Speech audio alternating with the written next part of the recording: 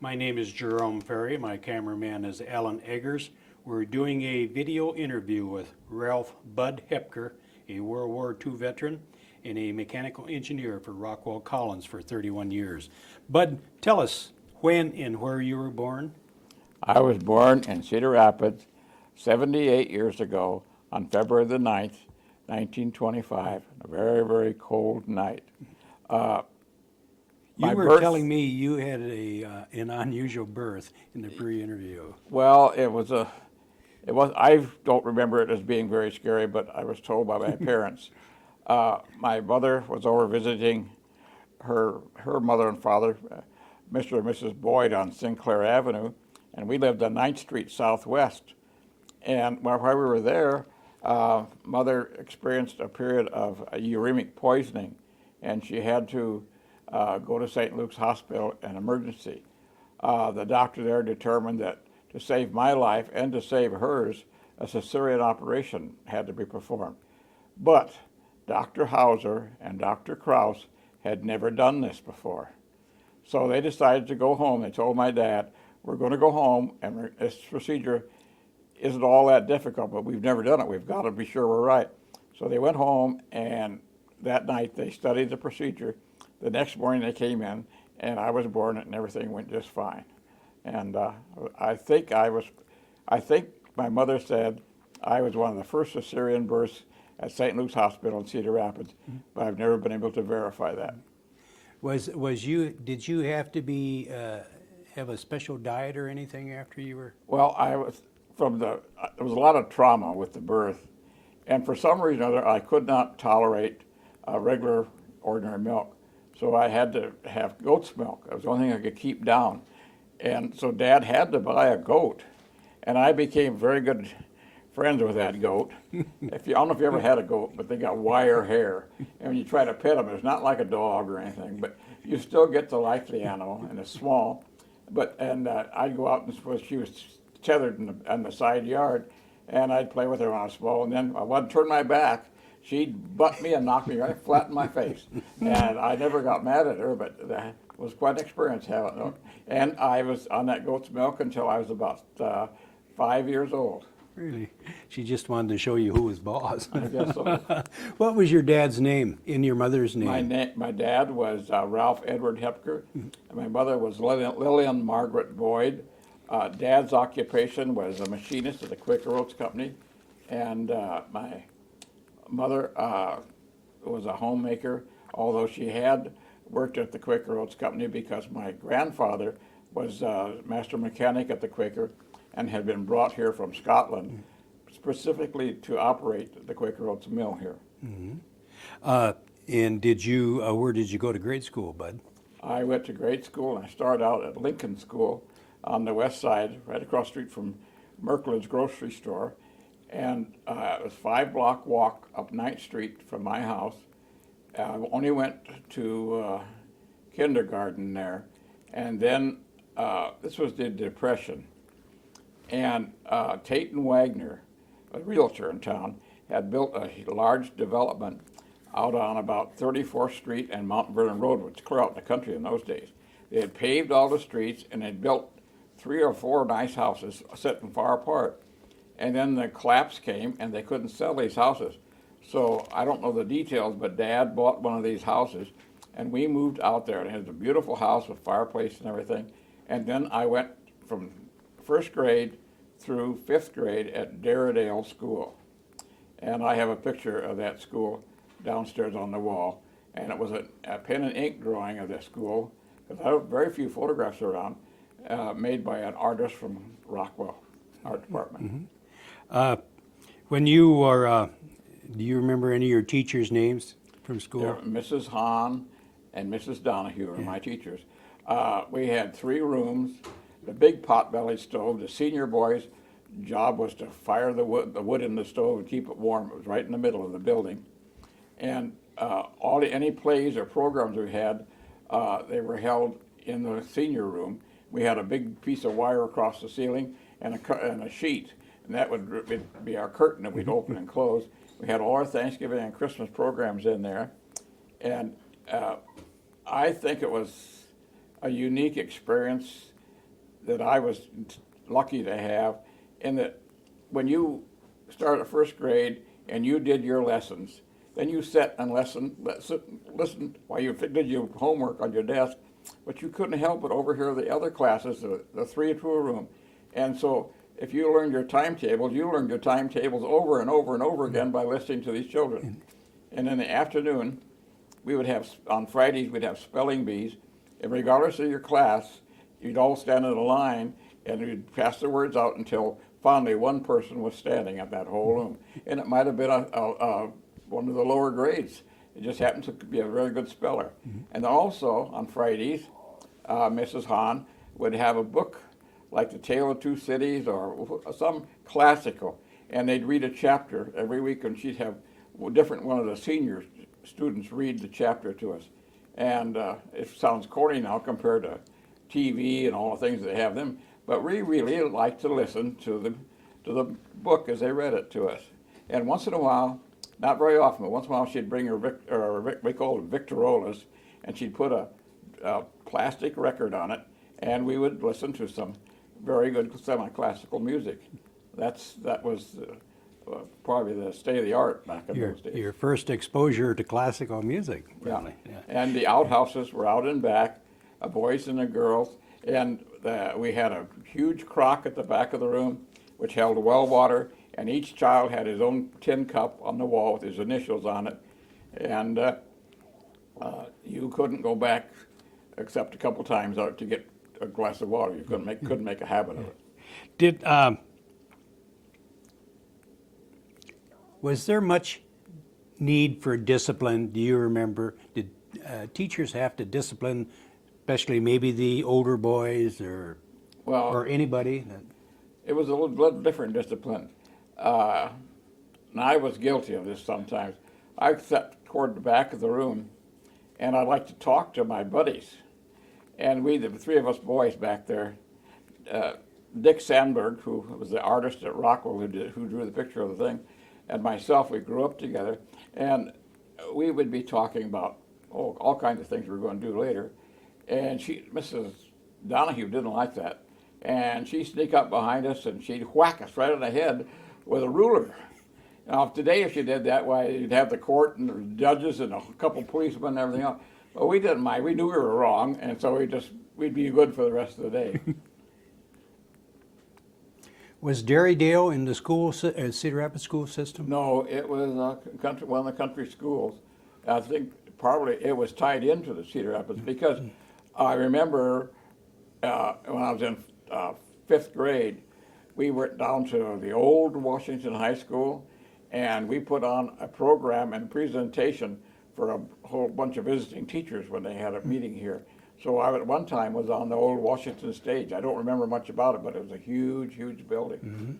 Derrydale School was just a red brick building, and about 50 yards away from it, built out of the same brick, was a church. And lots of times, if we had too big a meeting, we would walk over there and use the church for our meetings. Like in the evening, if they had a parents' Christmas program, we would go to the church right next door to have our program. How many children do you suppose was attending Derrydale when you were in all the grades? Hundreds? 3 rooms, and I'd guess about 30 kids to a room. Mm-hmm. And where was it? I don't know if you had mentioned as to where it would be on the corner of 34th Street and Mount Vernon Road today. Okay. Mm-hmm. Back at that time period, but was streetcars a popular thing? Streetcars was the only transportation we had from we lived on 9th Street Southwest, which is, and people remember as Young's Hill. The fire department used to come out there and try out all their hoses and their pumpers because there was nothing around, and it was the last fire hydrant, and they could really try out the equipment. What did you say? Young's Hill. Young's Hill was this. Young's Hill. I'm sorry. Yeah, and there is a mansion on the west side which is being restored today, which was Mr. Young's home at that time. Mm-hmm. The only way to go to my grandmother's on Sinclair, which is by Beaver Park, was to get on a streetcar, go clear downtown, cross the old interurban bridge down behind where the police station is now, and go clear out to my grandfather's home, which was right behind Douglas's home now on Sinclair, 239 Sinclair. And if you go out there today and make that same trip, you'll see it where it curves around and goes over to Sinclair, but there was this little stub that went up toward Beer Park and then stopped. The streetcar would come up there, and if the interurban was on the same line, and they were going to go to Mount Vernon, they would take the curve and go past my grandmother's house, and it would be about maybe a 2 hour, at least a 2 hour trip to Mount Vernon. Did you ever make the trip? I made the trip once, yes. As a young boy, tell us some of your winter activities. Could you ice skate? Any place to ice skate, or a good sledding hill, or? Well, mostly it was sledding. There was ice skating. Polk School had a frozen rink on the playground, and we would skate at Polk School. When I was going to Dairdale, it was out in the country, or just wind, and the only place you could skate out there was find a creek someplace and skate. But I moved to town and went to Polk. We were about 6 or 7 blocks from Daniels Park, and we would go up on a hill, and it was a beautiful hill for sliding, but a lot of trees in it. The trees didn't bother us, but it sure bothered my mother. She's sure we were going to run right smack into one of them. We never did. We've come pretty close, but never did.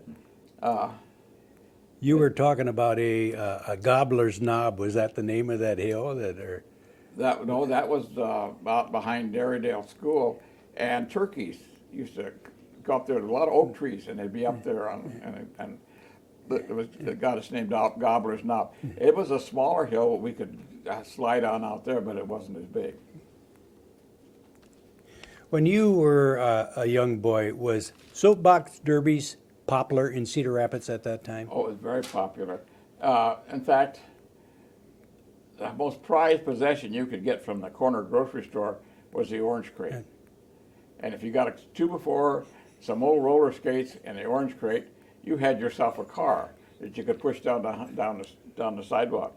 And then, of course, roller skates they wouldn't go fast enough, so then you'd find some old buggy wheels or any off of the buggies. They really made good wheels, but they had full spokes in them. And if you turned the corner too fast, the spokes gave out, and you had to go find a new wheel.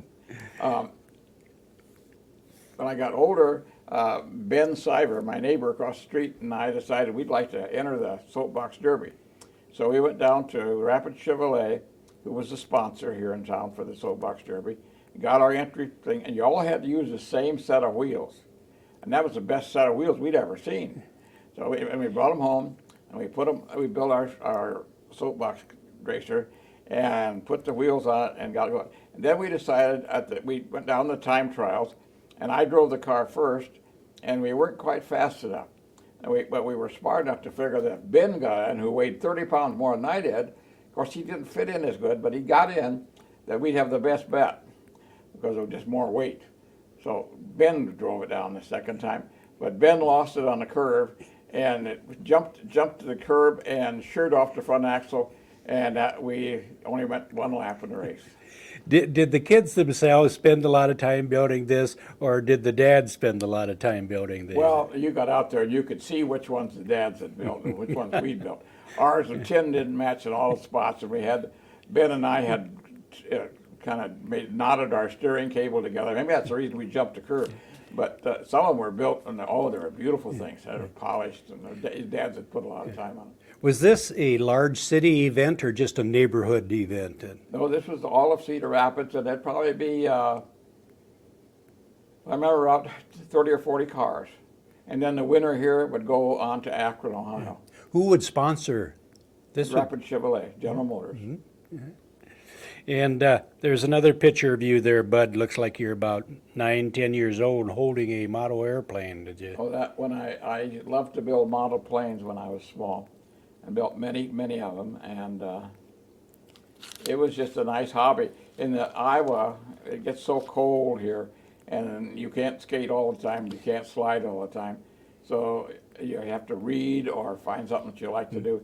And I like to build model airplanes, and I taught myself how to read the blueprints, which is amazing how that knowledge helped me when I got older. And I built lots and lots of models. Was this in the time period that when a plane went over, everybody ran out of the house and looked up in the air to see what it was? Yeah, And I remember one was an autogyro from Hunter Field that went over, and this was early summer, and it had it was the rotors and just for forward propulsion, kept it in the air. First time I'd ever seen an autogyro. People really thought that was interesting.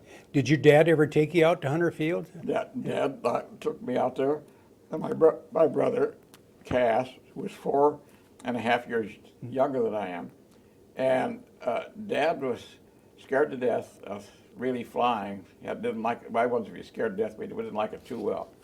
But he was bound and determined because I liked airplanes so much that he was going to let me have a ride. So Roscoe Turner was here with a Ford Trimotor that day, and Dad bought the tickets for Cass and I to get in, and then Dad got in and my mother got in, and we took off. And it had cane seats in it, and I can remember watching the wheel still spinning on the left-hand side as we left the ground.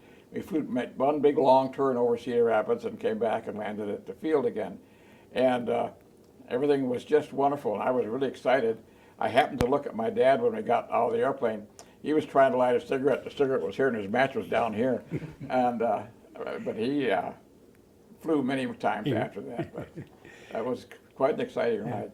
Did you do a lot of fishing as a young boy? Did your dad like to fish? My dad loved to fish. My grandmother loved to fish, and we went out lots of weekends fishing for catfish. And my grandma, Hepker, could catch a great big turtle, and she told me that there were 7 different kinds of meat in that turtle, and she would cook those up, and it was the most luscious thing that you ever ate in your life. Whereabouts on the Cedar would you have went then? They're up by what we call, in those days, called Chain Lakes. My grandfather had a summer place up there on the river, and because he just loved to fish. And I remember he had an old Seth Thomas radio up there that you could turn the antenna, and we could get WGN in Chicago, and we'd listen to the radio up there. Father Coughlin was on the radio, so he was a Catholic minister at that time. We had a big well out there, and that was the best tasting cold well water. What you call it, was hot day, and you pump that. It was just ice cold. The Cedar River was about, it must have been a half a block wide where the cottage was above the bridges. And believe it or not, my folks would let me go down there by the river by myself because I could see the bottom.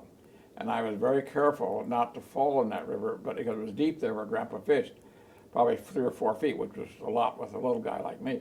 But you could see, like Indian Creek down below us, our house here now, you could see the bottom clear across. And in fact, we go out there and you could see the tracks that the freshwater clams made. And I had a pearl about 1/4 inch in diameter that I took out of one of those clams, and it's called a freshwater, and really freshwater pearl.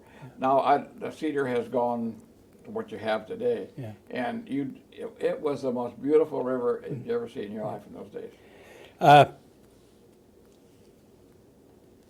Do you remember any bad floods on the Cedar? Yes, in 1929, I believe that's the year it was. It was a bad, bad flood. And like I told you, we lived on the west side, and Grandma and Grandpa and the rest of the family lived on the east side, and my mother's little sister lived on the east side.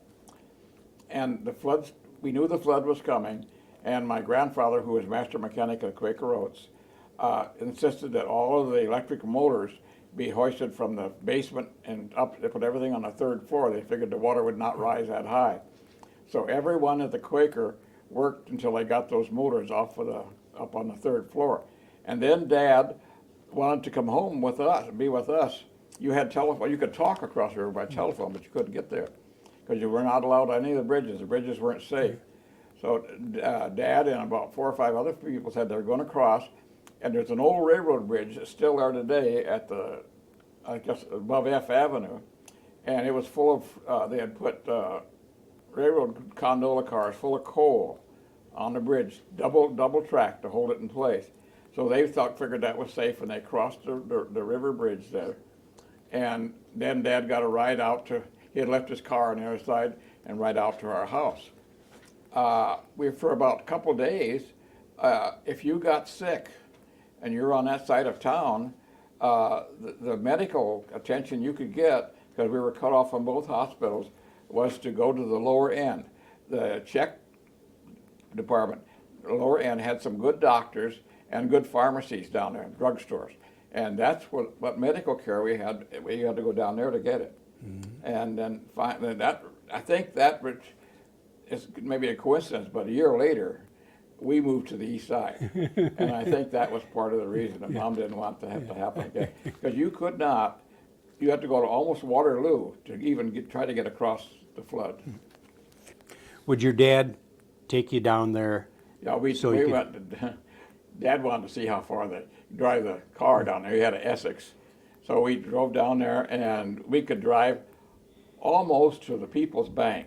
And then the water ahead, you could see it. It looked like you were looking out on the ocean. There was huge rolling waves, about 4 foot from the bottom of one trough to the top of the next, and they were just going down, just brown, just going with it. I couldn't see logs or anything in it, but it was just, and it made a roaring sound. So we walked as far as he could go. Then Dad said we can't go any farther. The people were in canoes and they were staying back behind the bank because the current was so swift. And then so Dad and I drove up a lot toward Ellis Park. You couldn't get within about 4 blocks of the river anyplace along there. It was all water, and it was so swift that you just didn't want to go out into it at all. This photograph that Alan Something I forgot to tell you that happened about that time. Let me tell you first if you want to know. This picture, I assumed, is your Grandma Boyd. Was you and your grandma close? Well, Grandma was a typical blue-eyed Scotch lady, and she come from Edinburgh, or not, probably my grandfather came from Edinburgh. My grandmother, she came from Peoria. She was born in Peoria. And they met in Chicago and got married, and they moved to Cedar Rapids. And eventually went back to Scotland, to Glasgow, where Grandpa came from. But she worked at a paint store in downtown Chicago. And she was at work the day of the Chicago fire, the evening when the fire, and she said that it was the most horrible thing she'd ever seen. The wind was blowing, it was a dry and warm day, and she said it just burnt those old buildings so fast, and people didn't believe the firemen when they said to get out of the areas, and they finally, in panic, run out of there. And Grandma said that they took a wagon and they drove it into the river. Now, what river, I'm not sure, but could have been the Chicago River. Probably the Chicago River. Mm-hmm. And because they weren't sure, they weren't in immediate danger, but they thought that was the safest place to be with the whole family in the wagon until the fire burnt itself out, which eventually did. Mm-hmm. Did they put ice up out of the Cedar River in your days? They did. I don't remember much about that, but they'd put up enough ice out of the river and put it in the ice house above that F Avenue Railroad Bridge, I told you about before. Yeah. And I've been down there with Dad to get ice, and you'd go in there and they'd take this great big huge block of ice. It'd probably be 4 foot by 2 foot, maybe 30 feet long. And then they'd measure off a 100-pound block, and they'd use big chippers and chip it, break it, and then they'd clunk and break it again, and then they'd give the 2 parts to you, and you'd put it in your trunk or somewhere in your yard trailer or your car behind, and you'd take that home and put it in your refrigerator, and it would last you quite a while. Ice box, maybe. Yeah. Eventually, Hubbard Ice would deliver ice, but if you happened to be around now, in between time, you had to go down there and get it. And if you did, you could remember, and it had sawdust between the pieces in it. Yeah, but it was clear ice with a whole bunch of sauce where you pulled out and cleaned it up. When you were in grade school, Bud, this would have been in the height of the Depression. Did it hurt your dad? I would have been, I was born in 25, and by 5 or 30, 1930, I was going to school. And I can remember that luckily, our family, because my grandfather was the superintendent of the Quaker Oats, my dad always had a job at the Quaker because the Quaker cut back.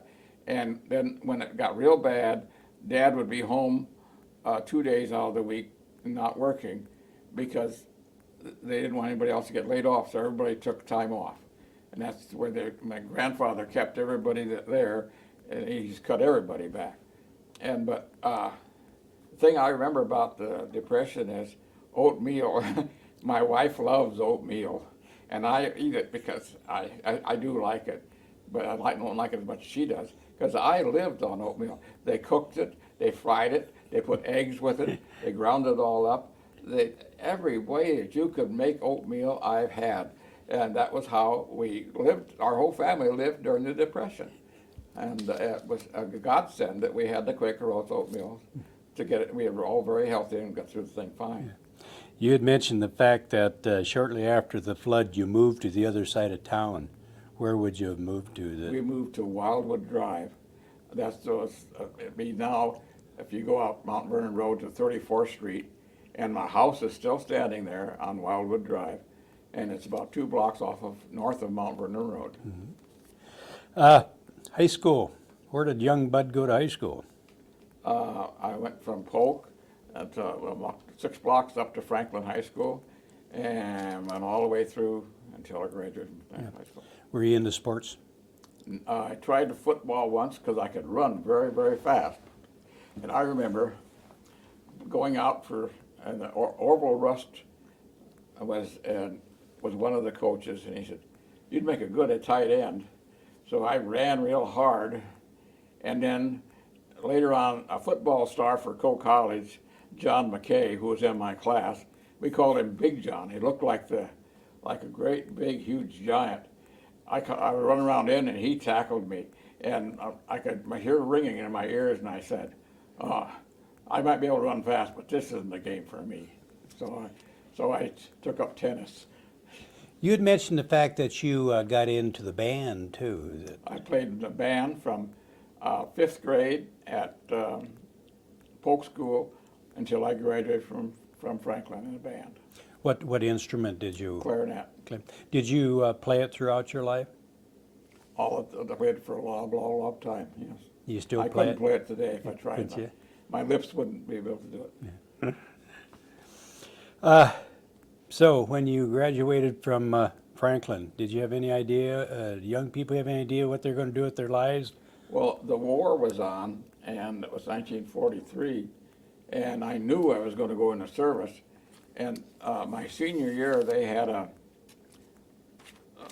test that we could sign up to take, and if you scored above 120 on your IQ, you could be go into OCS or what is called V12. My senior class took the ones that wanted to took the test, and Bob Chadema and myself passed the test. And I had an IQ of 168, and I don't know what Bob's was. Bob decided to go to the Annapolis, and I wanted the Air Force, and so I went to Fort Benning, Georgia, to OCS after that, and that's where I started my time by 31 months in the service.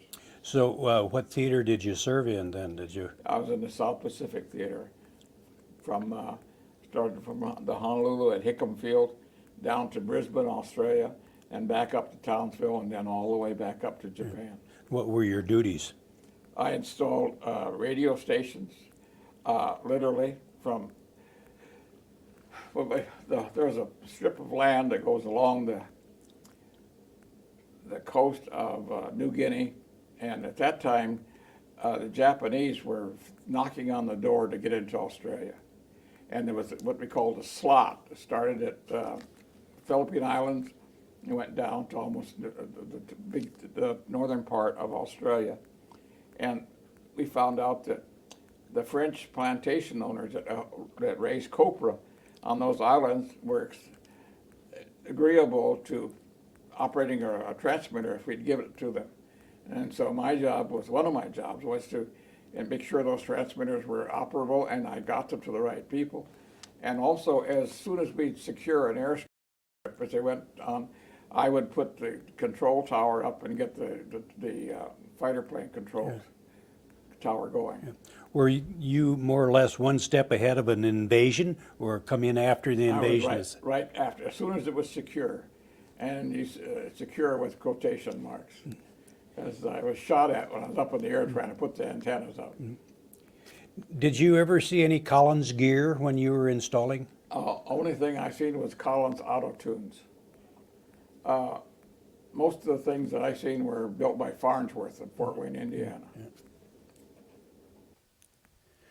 Were you aware of Collins radio when you went into the service? Well, like my that? mother was working there during the war. I was aware of it, but that I didn't know what Collins radio was till I come home. Did you get involved with radar installations? Was that When I got into the service, after I went to the V-12, I went to OCS in Fort Benning, Georgia. Then I went to Ripon, Wisconsin for schooling, and that was more physics and general math. And then got an assignment to Eatontown, New Jersey, and I didn't know what it was till I got there. And in fact, I thought I was going into prison because we got off the train and here was machine gun guards literally standing on both sides of the street while we got into the truck and we rode out to where we were going to live, and the machine gun guards all around it. I later found out that was because this was the first installation of radar in this country from England, and we were going to learn how to install it and maintain it. And that's what I did while I was at Eatontown Signal Labs. compared to what they have nowadays? Did you you probably now feel it was pretty crude, but it did a It was job. very crude, but it was like the first TV. When you look at the screen, you can see little blips, and you knew you were following something on the blip. But it really looked like a bed spring mounted on the side with the traverse mechanism underneath it. That's all it looked like. When you're talking about radar, you're talking about a lot of voltage involved. Was there any danger with working around We radar? were told that if we walked in front of it, we wouldn't have to worry about having any kids. It would make you sterile if you spend enough time in front of it? Not very long in front. Similar to an X-ray machine. Just a little bit. It's like X-ray. Did you smoke when you was in Never service? smoked. Never smoked. Did let me qualify that. I love to chew cigars to this day. I'll put it in my mouth and just chew it, won't light it. I got in that habit flying a B-25. We had a lot of, you could transfer, if you had to transfer fuel from one wing to the other, you had a transfer pump, and some of those pumps were never very perfectly tight, and they would leak. So unless you wanted to have a short life, you did not smoke. And but you might want to chomp on something when you're nervous, so you chomped on a cigar. I got in that habit of doing that, and I flew a B-25s. That's how I got around from island to island all over the South Pacific. I had a pilot who was Dutch from New York, and a co-pilot, and I can't remember exactly where he was from. And their whole purpose was just to get me where I had to go with the equipment so I could get it installed. So you did a lot of island hopping. That's all I did. I flew all over New Guinea, all over Dutch Morocco. I was up into China, and then followed MacArthur. As MacArthur advanced up through the Tinian and Peleliu, all the way up to the. You were awarded a Bronze Star, weren't That was you? for when I was in the Battle of Manila, retaking Manila. I know you're modest about talking about it, but you want to tell us about the event as to. I tell you the truth, don't remember some of those things. And I can't to this day. There are spots I don't know. Remember all the things that happened. So much happened there so fast at times that we had to just scramble to get out of the way of some things and things. Did you find yourself later in life trying to keep it out of your mind?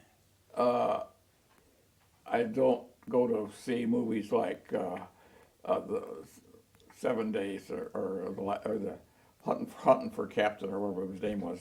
Those kind of war, which I have a dream about it once in a while, and I don't like to go to things like that. You have flashbacks. You still have flashbacks about it.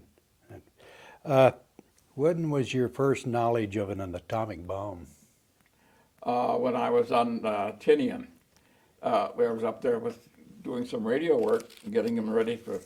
I think I was just maintenance on their control tower stuff, and it was common knowledge all over Tinian that we had the two bombs there. They called one of them baby something or other than the regular bomb, and that they were going to drop the bomb, and that would probably, if it was right, it would end the war.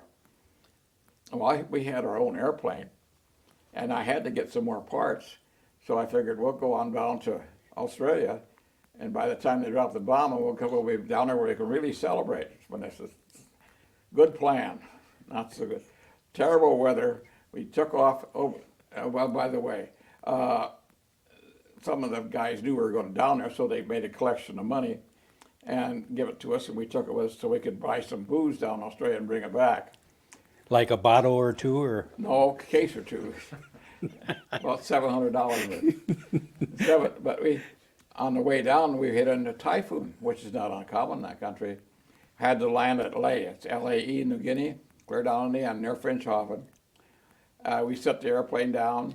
It rained for 3 days, and I listened to all the broadcasts all over the world where the war was ending, and I was in a round thatched hut playing poker with some real good scotch, and that was the end of the war for me. Yeah.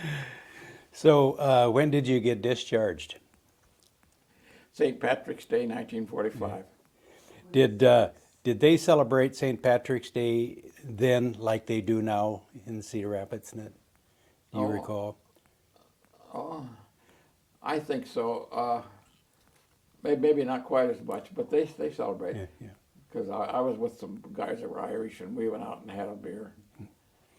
So when you come back to Cedar Rapids, then did you, I keep mentioning Collins Radio, were they hiring or did you find employment someplace else? Well, when I first came home, my plans were to go to school at the GI Bill.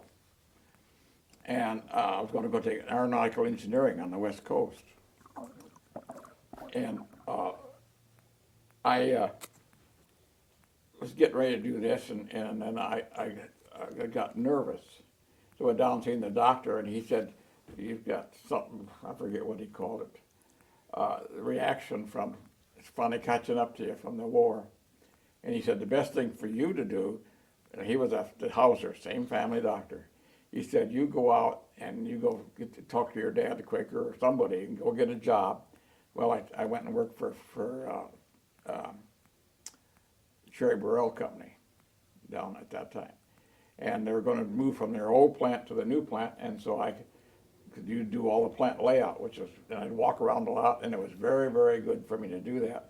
And I figured after a while I'd get ready and I'd go back to school. I hadn't given up on that until, in fact, I had written to California and had been accepted out there at aeronautical school. And so then life come along, and it changed my plans. I met Jean because I was going to do a good deed one day. I was going to go over and help my cousin because she had a date, and she had this girlfriend from Cole who didn't have a date, and they were going to go ice skating. And so my cousin and I were very close because I didn't have any sister. And she called up my mother, and I had been playing hockey, and the guy had stuck the end of his skate right through the back of my skate into my heel, and so I was a little sore. But she said, you go anyway, that won't bother you. So I went over there to pick them up and go skating, and Jean will tell you one story. I guess I was kind of up. I was standing in the corner, wouldn't talk to anybody, trying to get thawed out, and I wasn't too happy about going on this date. But little did I know I'd marry that same girl for 50-some years. But that's how it happened. So when did you get married? What date did you get married? And June the 24th, 1950. 1950. And where was your first home? I built my first home before we got married. I had enough poker winnings because I didn't smoke in the Pacific. I'd sell all my cigarettes, and I didn't drink too much. beer, so I'd sell all my beer. I did drink good hard whiskey. I did that, and but I sent home the most amount I could every month, and when I was in MacArthur had taken me up to Tokyo, and up there cigarettes were going at a real high price toward the end of the war, and I could sell those up. So that's where I got the money to start the house, and I went down to Cedar Rapids Bohemian Savings and Loan and asked them for an $8,000 loan to put with what I had, and I built the first house that we moved into, and it's still standing across the main plant. You said you wanted to make a correction that I was discharged in St. Patrick's Day, 1946. The war ended in 45. You asked about the California and aeronautical engineering. About the time I was getting ready to do that and accepted out there, I had this date with my cousin and Jean, and I met Jeannie for the first time, and I had this wonderful date, and we went out and skated and went to the Times Theater and seen, I can't remember the name of the movie. The Yearling. The Yearling. Mm-hmm. And then I got really sick from which I told my mother I was going to do because I had infection in my heel, and I was sick in bed for a month. And then finally I got well, and I asked my cousin Elizabeth, how can I find this person, Jean, that I went out that one night with at Cole? And she told me, well, you have to go over to the girls' dorm, and they have to knock on the door and go in and talk to this gal and ask for Jean, and she'll come to the desk if she's there. So I did that, all things. And I met Jean, and Jean was from Oak Park, Illinois, and was going out to Cole and was a freshman at the time. I didn't know at that time, but I would go with her for 3 years, and then we finally get married in 1950. Would you like to introduce her, Bud? And this is my wife. I shouldn't laugh.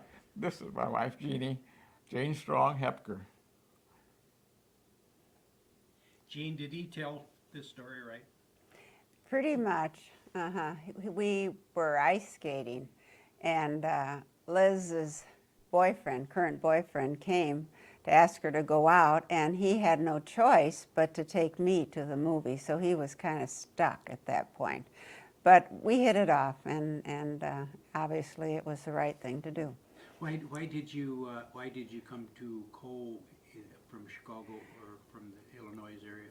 Well, we had a minister who had come from the First Congregational Church in Cedar Rapids to our church in Oak Park, Illinois, and he knew a lot about Cole College, and at the time I was applying to colleges, a lot of GIs were coming back, and it was very hard to get into college at that point.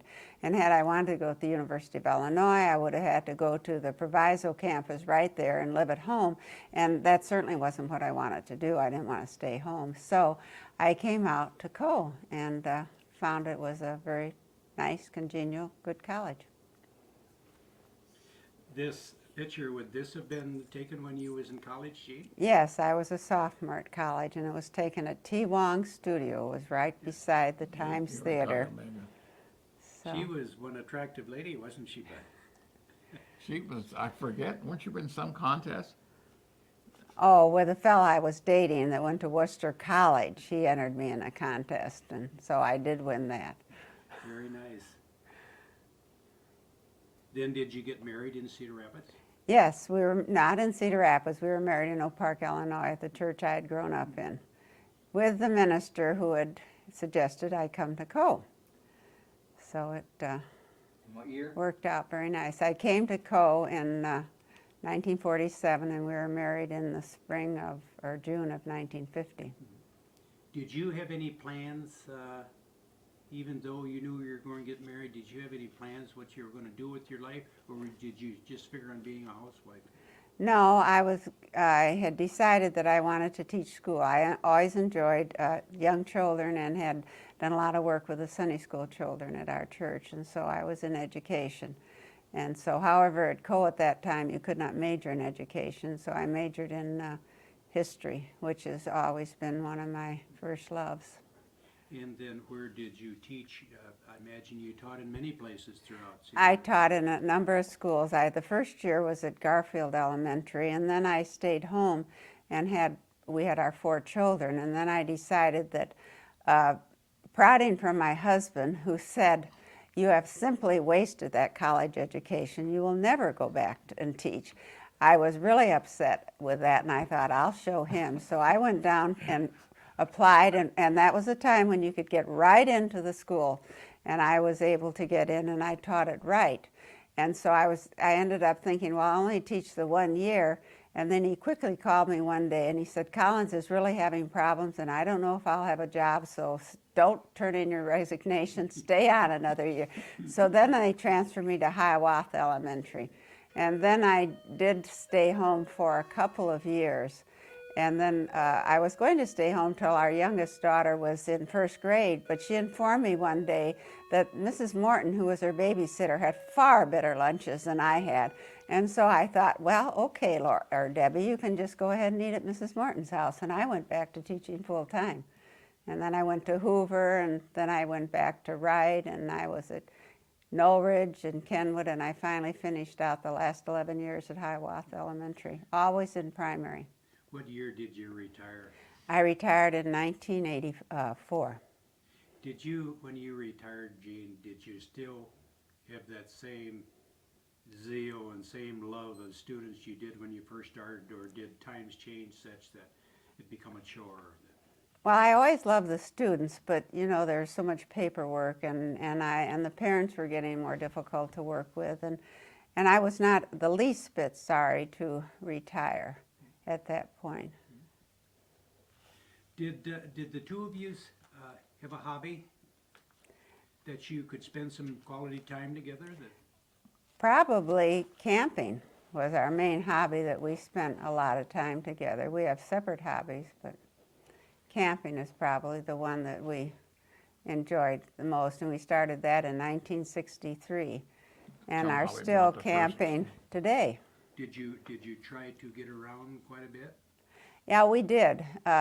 Cedar Rapids always had a spring break, so it worked out very well with my schedule too. And so we would go down into Hot First Springs. Missouri, and then we went to Arkansas.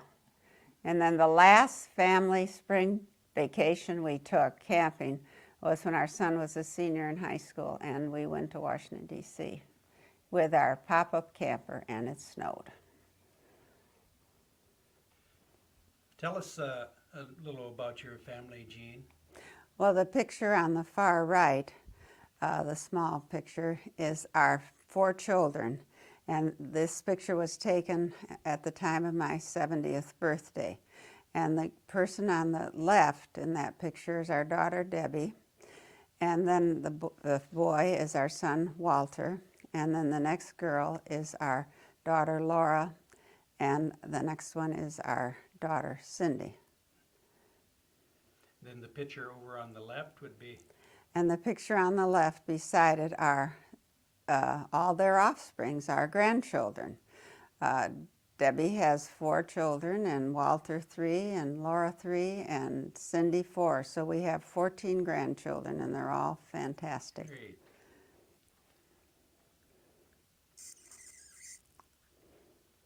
In this big group picture then, This picture was also taken at the time of my 70th birthday, and that is us, our children, their spouses, and their children, our grandchildren, and that's our family. So there's 24 of us. are they pretty much in the Cedar Rapids? Our daughter Cindy and our son Walter are both in Cedar Rapids. So we have 7 grandchildren in Cedar Rapids.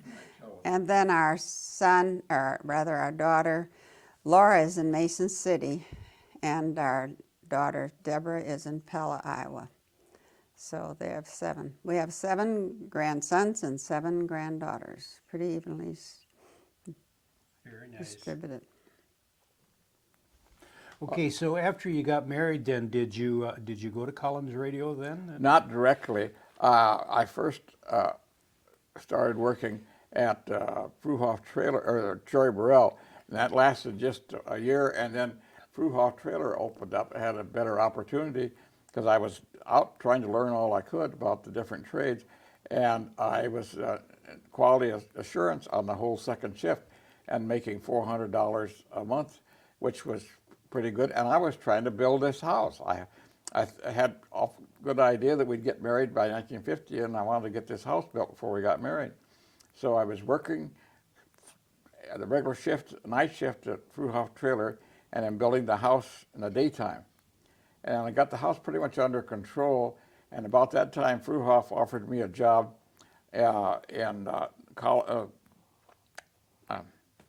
the West Coast, Avon Lake, Ohio. or Avon Lake, Ohio. Either one, I had a choice. And I said, no. My wife, she had gotten a job teaching. And so I said, I will better stay in Cedar Rapids. So jobs were hard to find that time. I went looking for a job, and I found a job at Collins Radio, because there again, my model building, and I could do blueprints just backwards and forwards, and they wanted a checker, and they wanted a draftsman, and they'd pay me the princely sum of $200 a month, which was half I was making, but at least I had a job, and I was still in Cedar Rapids. So I started there, and I worked. That was the beginning of a 31-year stint at Collins Radio, and I guess. What was your position? Was you a group head, or? I was just nothing but a detailed draftsman in those days.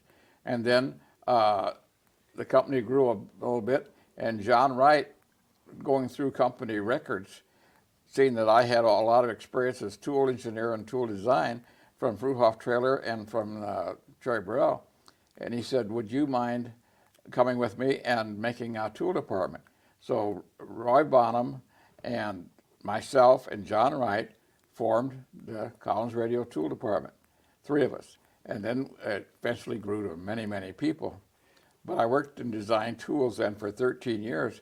And then finally, I would go out of Cedar Rapids and have what they call pay vouchers. And I'd be carrying thousands of dollars in pay vouchers. And I would go to South Bend, Indiana, or Minneapolis, or Chicago at Preco's and Becker, and I would take these drawings and said, I'd already processed the drawing. I knew I wanted a Pearson blank die, a Pearson form die, and a cutoff die, and possibly a drill jig, and a mill fixture. And I would have in a pencil sketch roughly what I wanted, because these guys are pretty smart. You tell them what you want, and they'll come back. And I said, now we're all going to build 30 of these radios.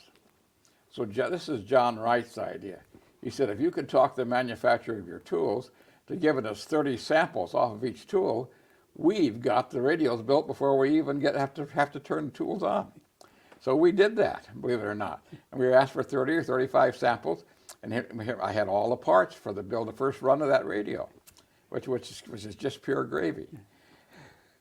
We did that for a long, long time, and our design tools, and finally, after 13 years of tool work, you kind of get burned out. And so I wanted to go back into more theoretical mechanical engineering, and I had a lot of experience, so I went and talked to Dick Pickering, and Dick says, I'm glad to have you. Are you sure that Roy will let you go? And he said, Roy, I talked with Roy, and Roy said that was fine. So I said goodbye to Roy and the tool engineering for 13 years' work, and went to work for Dick. And then the space shuttle program just happened to hit a big snag right then, and that was my first job. I remember I got in the second morning, and Dick said, you've got a big program to take care of. Bud, why don't we relocate the camera down to your den where all you have your memorabilia on the Apollo project? Okay, I can show you some of the things from the program. But I want to back up a little bit. When you were in the military, this is an awful nice display you have here.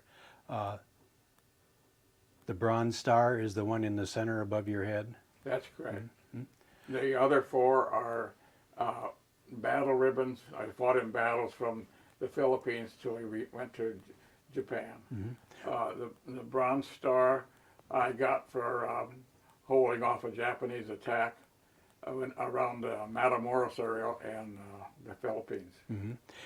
What rank were you when you left the military? I was in the 5th Air Force. We were in a signal service battalion attached to the 5th Air Force. But we were talking about that you had the privilege of being assigned to the Apollo project. Who was in charge of the Apollo project when you come on board? Art Wolfsburg and was the vice president in charge of Apollo at that time. Now, Carl Henrici was his adjutant, or more or less, didn't help him do all the work. Now, had Collins been working on space-type equipment prior to They've Apollo? been doing this for about 4 years before I went over there. This was, I believe, The Gemini, the Gemini was on there, and Mercury? Mercury programs. Collins was part of all those. They weren't involved as much until they got to Apollo, and then they really had to get into it. Did Collins Radio receive a large contract for this? They Apollo? had a large contract, and it had segments to it. And when you completed one, then you got another segment. Then you completed that, you got another one. It was all contingent upon performing the job ahead that you previously did, and get a high enough rating, and you get the next section. Now, what functions were the Collins boxes to perform? Navigation and communication for the flight. Throughout the whole flight, For the flight, yeah. from Mars or It's from called ComNav. from the moon also. For the moon, that's correct. Were the engineers handpicked for this project? I think they were. The engineers that we had on board, let's pick one name, Dick Jackson, and then Dick would go out to different companies where these art schools and interview people, and after a while you get a feel for the ability of maybe just a boy out of school, but if he has the right qualities, then you give him a chance. You at least give him a chance. You never know how anybody's going to turn out.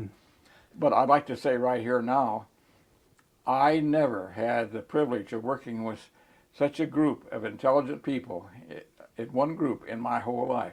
It was just amazing. These people, you'd have very, very difficult problems, and there was no panic. You just sit down and you'd throw ideas on the table until you got the problem solved. We had what we call 7 to 7, 7 o'clock in the morning till 7 o'clock at night, and 7 days a week. And myself, I was on call all the time. Sometimes the phone would ring late at night, and Gene would say, I wish that phone wasn't on the bedroom where you could get a hold of it. I wish they couldn't hear it. But that's the way it was. It was 7 to 7. Did you find yourself taking your work home with you? No. You couldn't help but take it home, but you didn't dwell on it. Carl Henrici had a stuffed cat with ball bearings, little BBs, and he had it on top of his staircase, and when he come home, if he didn't have a very good day, he'd kick it and it'd go all the way down the stairs. I think we all had some way of letting the pressure off. Stress reliever. My favorite one was I'd make myself a nice cold martini and then I'd sit and watch the news.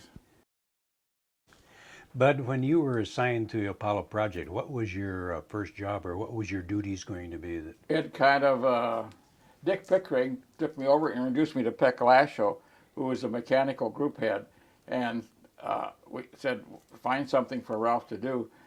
And about that time, Cooper, the astronaut, had the misfortune of having his bladder bag break on the flight, and his urine floated all around the inside of the capsule.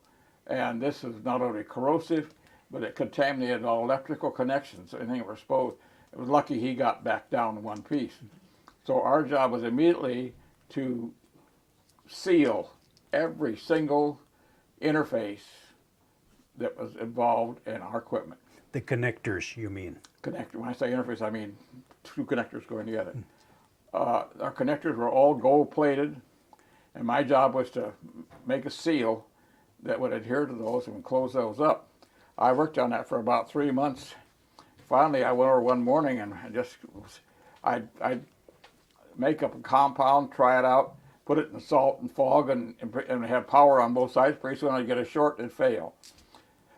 I think I've got about 4 notebooks full of all of experiments in the library over there. And finally, I said, you know, everybody thought gold was just perfect. And I said, we've got to get rid of the gold. Gold's such a noble element, I can't make anything adhere to it to seal it up tight. So I went to Art Wolfsberg and said, Art, we've got to get rid of the gold. At least I want to try it. He says, okay, try it, let me know. So I took a whole set of radios, had the gold all stripped off, put Adapronel L100 and potted the seals on all connectors, put them in the test. They didn't fail once. So we immediately eliminated all the gold from all the instruments and used the Adapronel L100 and A206 lock foam on the interior. And our human fix was 100% successful, and we had no more problems. Yeah. Was this, were the engineers very optimistic? I mean, this was quite a feat Collins Radio was going to undertake. Were they very optimistic, or were they a little doubtful possibly that... That's the part about working with people like that.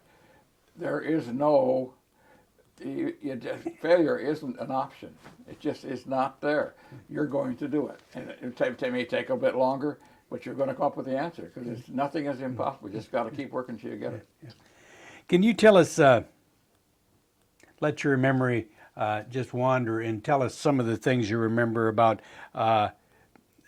working. You worked very closely with the manufacturing area, didn't you? Well, I worked with engineering until we got to all the boxes were designed and had passed the salt, fog, and foam test. Then they had to go into 100 hours of burn-in, and the rest of it was a factory assembly. And I told Peck that we'd have to, in order to make some of these, the engineers had the ideas and they worked, but they were hard to produce. The producibility was very bad. So we had to go through each complete set of designs with the engineers and with the designers, and says, okay, this is what you've got. I'll use an example. They had a little 1-inch square can. It was an aluminum can, deep drawn can, solid can. Down at the bottom, they drilled about 5 holes, put terminals in there, and then put components on it. So they were doing all this from the top of this 5-inch deep can, and sticking a nut and trying to hold it with tweezers and trying to solder. It was a slow operation. So I said, why not just build all these little parts on a little piece of aluminum, and we have a material called Alcad. It's aluminum with solder on the outside, and you put that put that on top and put a drop-down can over it. Heat the thing by induction heating. The solder would melt on the outside, and you've been able to build it in the open, and you sealed it all up. This worked fine. We increased the production over 250%. The engineering could be the best in the world, but the production manufacturing could not produce it, then it didn't. Well, you can design something, and it does the job from an engineering point, but you've got to be able to reproduce that, and that's where producibility, and you go through the design. So, okay, that was my main function then for quite a while, was to review each one of the designs for the 5 different boxes, and then so that they could build it. And we had a section set up, and every morning I would have a different group come in. We would sit down and go over their drawings, and then you'd go back and make all their changes and then come back again. After they made it wasn't, you didn't do this very lightheartedly, because any changes I made, they had to go back through the test and reprove that new change did not deter from the original test success. And so all boxes that I had changed had to be retested.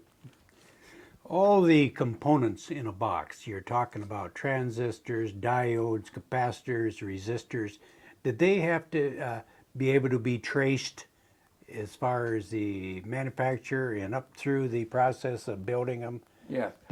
Tom Martin was in charge of that, and he had to set up what they call traceability. And he had key people assigned to different components, like you said, transistors, resistors, everything. The manufacturer had a serial number on every part they made, and they gave us all the parts, and they came by serialized. We took that serialized part, put it through a 100-hour salt, fog, and burn-in test, and then we logged that part in a given module, and logged that module into a given radio or module, bigger module, and then finally into its final place in the radio.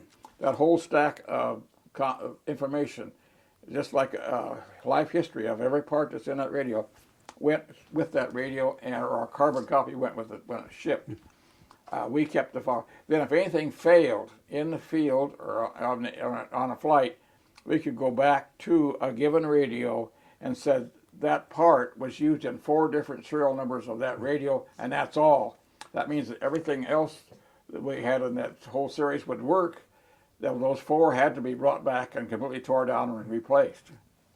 So you could, by the time a radio got to the cell table, it could have a traveler It did. notebook It 6 had inches it had high. a notebook 5 or 6 inches thick.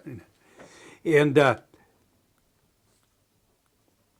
then every action, repair action or manufacturing action had to be signed off by the assembly operators that they did it, and they had to sign their name that they did it, and they had to enter a serial Every number. version had to be who made the change and when they made it. Yeah.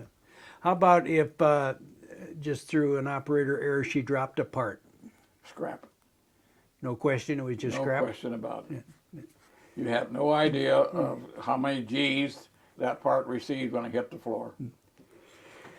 And what about if a box that had to be repaired on the assembly line, something happened to it that it caused repair action had to be taken? Could an operator just go ahead and repair it? Or? No. It was rejected by the line inspector. Then the inspector had to take the box, and we had Paul Jones had a revision control board set up. That board met every day, and if you had the engineer then made what changes were necessary, wrote why he did it. The government, DeCasma, passed on, signed it. I signed it, and then it went to Paul Jones' board, and he reviewed it with the people, and they signed it, and then it went, and they did it. Yeah. Was this built in any special room, environmental control? The room was completely, had positive air pressure on the inside, and inside that room was in other rooms where the signal processor was essentially a computer, was even built in that room. Yeah. So we had a room within a room. Yeah. And the soldering that was done, was this done by just regular operators, or were they special operators that You were had to be certified. Yeah. You had to be certified in various things that you did on the space program. Yeah. Soldering, inspectors had to be certified. You just couldn't take an inspector off the floor and put her on that job. She had to be approved.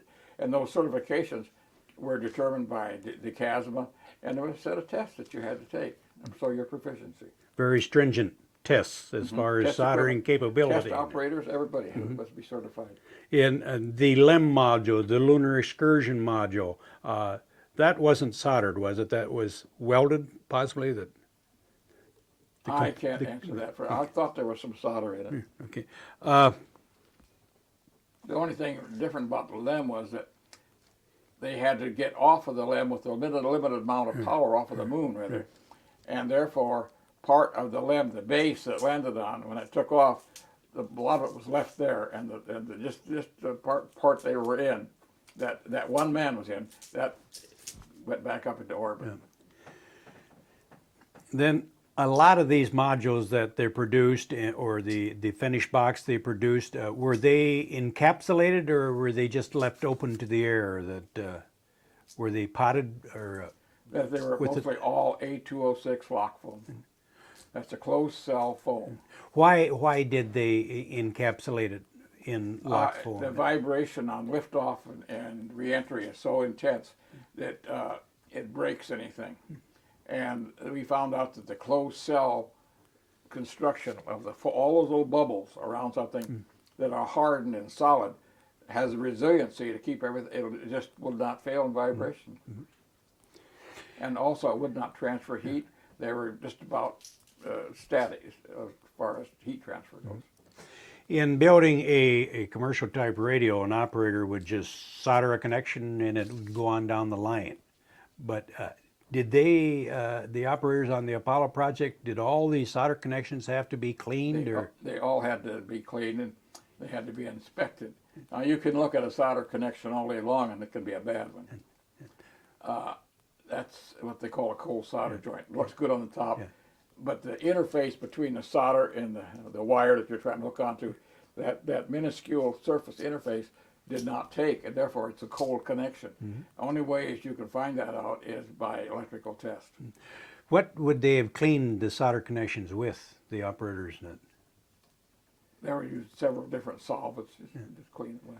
I thought they used at one time, they used a 190 proof grain alcohol. Well, that was true, and we had to keep track of where the alcohol went. Why did they have to be so persnickety about cleaning the solder connections? Well, because of this interface.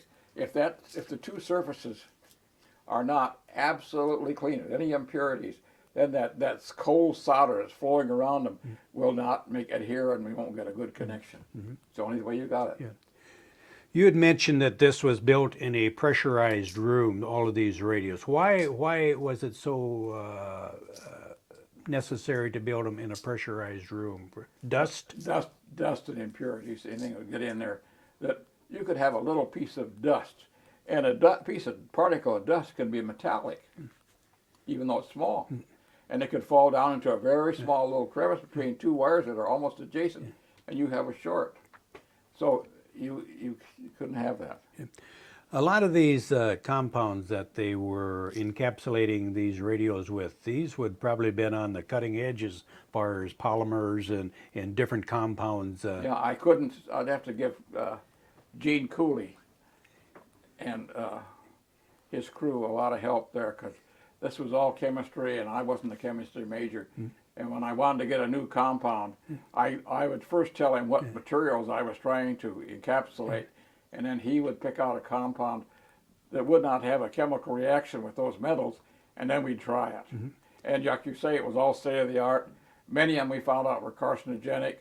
I had skin cancer on my face, both where I put my hands, exactly where I put my fingers, and they've been cut out, and right now I'm okay. But we got, and also my lungs were partially handicapped about 1/3 of capacity from trying to watch the printed circuit boards going through the wave soldering machine, and all those fumes of those plastics, chemicals, the solder and everything all come up. And you had huge vent fans to take it out, but we're not perfect. You couldn't get it all out. When they would get a radio built, and I know they had very stringent test requirements that they had to pass, would they submit these to any shock or vibration then in hot and cold type tests to make sure that they? That was all done on what they call the qual model, the original one, and then after that, about certain tests had to be performed on every model we made, salt, fog, and to be sure that you on the original model, and to be sure that you did it on every production model. We had a lot of trouble with leak tests. You remember the O-rings? They were terrible to handle. If the temperature was just right, the O-ring would work right. If it got too cold, the O-ring would shrink up and it'd leak, and if it leaked, your box failed. I imagine this required an awful lot of teamwork amongst everybody involved with this. That was another odd thing. You ask if somebody dropped a box. How would you like to feel if you turned your elbow and hit the box, you knocked one on the floor, it cost $180,000 to $200,000, smashed on the floor. That had happened. I've seen it happen. You go up and pick it up, and you write scrap on it and to take out things. I talked to the girl, asked her how it happened. We found exactly what she did, and we don't get mad at anybody. That's an accident. You can't help it, and we build another one. That we never tried to put the blame on anybody. We did interview people extensively to find out why it happened, so we prevent it from happening again if possible. When they had the fire down at the Cape, when the 3 astronauts lost their lives, did Rockwell, or did Collins, was not Rockwell, did Collins radio, were they worried any that it may have been something that they We caused? had That, people on standby. Dick Jackson was ready to go down there. But they found out that Grissom and White and I forget, Grissom did not want to make that 100% oxygen. Grissom, Chaffee, And and none of the fellows didn't think it was, because they weren't going to fly that way. They didn't think it was necessary, and they realized it had a terrible potential for explosion. Later on, one of the fellows, Duke Slater, who had a heart murmur and couldn't fly, he was going to lay in front of the fellows underneath them in the capsule, and they said, "No, there's not enough space. You can't get in there." He'd have been dead too, because the spark was under Grissom's seat. Piece of wire was close up together that it arced. They found that to be the cause. That wouldn't happen unless it was 100% oxygen. And that was I don't know who made that decision, and it was a poor one to make. they never had a chance to. Didn't have a chance. Do you ever recall Collins ever having any in-flight failures throughout the program? No, I don't. I don't recall one. Yeah. That's I quite don't think we ever did. That's quite a record. Yeah. Do you think? We had redundancy. We had 3 of everything in there. What do you contribute Collins' success to with such an undertaking? Do you think that could be repeated today, or was it a special era, and everybody had a special goal? I think it comes from the top.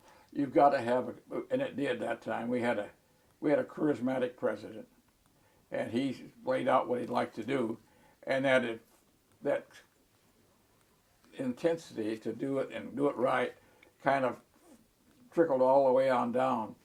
And we had awfully good people, and they were extremely, extremely intelligent. And I never once, in all that years of working with all those engineers and been in some very heated meetings, there was never any cuss words or swearing. My guy would tell you politely, because he was so erudite in his use of the English language, could make you feel like 2 cents without saying darn once. And it was just, you had so much respect for everybody else, and you knew everybody was trying so hard. And your question, yes, I think it can be done again if you have that same feeling and that same kind of people, because we weren't the only smart people in the world. There's what we could do it again. Yeah. Did you ever get the chance to go to the Cape to witness a space shot? Yes, I went down there. It was chosen to go down by North American Rockwell for Apollo 7, and Jeannie went with me, and the company was supposed to go down. Unfortunately, the weather front moved in, and she had to teach school. We were down about 4 days, and then we couldn't stay any longer, so we came back. And because at the time we left down there, they couldn't give us any assurance it was going to clear up the next day at all. Mm-hmm. And did you ever get a chance to meet any astronauts? I had dinner one-on-one with the astronauts when I was down there, and I had a chance to tour the vertical assembly building, where it's 77 stories up to where the module is. I don't like heights, and I was up there, and it's all expanded metal. You just look right straight down, and I don't think my knees were ever shake that much again. But on July 1969, where were you when they? I think it was televised live. Where were you? I was at home watching it on the TV, sitting right on the edge of the couch seat, because I was concerned about everything, but the part that really had me going most was getting away from the moon once they got down there, because I knew that was the crucial point. They have limited number of power to get off, and they had to make crucial adjustments to meet the orbiting satellite that were up there. And when they did, I just relaxed. Was this a plaque, Bud, that was given to you in? Yes, several times during the program, the astronauts would appreciate some specific thing we had done, and they would issue, that happened to be from Jim McDermott, and there's another from Rosa. There's just different ones that we got from different people. And this one here, This one here was a flag that was flown aboard the Space Shuttle Columbia April 12th through the 14th in 1961. And that one had been on the moon and come back, clear to the moon and back. And they weren't supposed to, they didn't know they had these with them. They took a whole pack of these, and the astronauts did put them in a pocket, because they flew around the moon with these, and then they brought them back and shipped it to each one of us guys. I thought that was pretty nice. This is an award from General Dynamics. We were spread pretty thin in those days, and so my counterpart as a quality assurance representative, I would say, okay, I'd put on General Dynamics hat for that day, and when their stuff came in the door, I would inspect it and be sure it was all right. And they, in other words, I was, for all legality, a General Dynamics employee that day. And then they appreciated that, and they sent those awards out. but with all the effort that went into the Apollo program and all the years and all the sweat and tears, were you ever disappointed that we didn't do more than we did in the last 30 years as far as continuing the project? Well, Or do you feel that maybe, I think we reached a point after we had been on the moon and done all those things and seen what it was like, where we had to decide if we were going to go do more exploration in space, and if we was going to be done by instruments or by the human. And I personally, when you have to go that far, and the risk of life involved, and you don't know the complexity of the equipment, figure that we should try instruments first. If the instruments can get there, okay, then we can try people. in this plaque, Bud? This was 1977. I was nominated for Engineer of the Year, and one of the reasons was for my work on reviewing all the units for producibility in the factory, and also for the culmination of the Humofix success in getting it done Was that with the urine leak in Apollo. Apollo? Yeah. And this is Bud in the 1970s.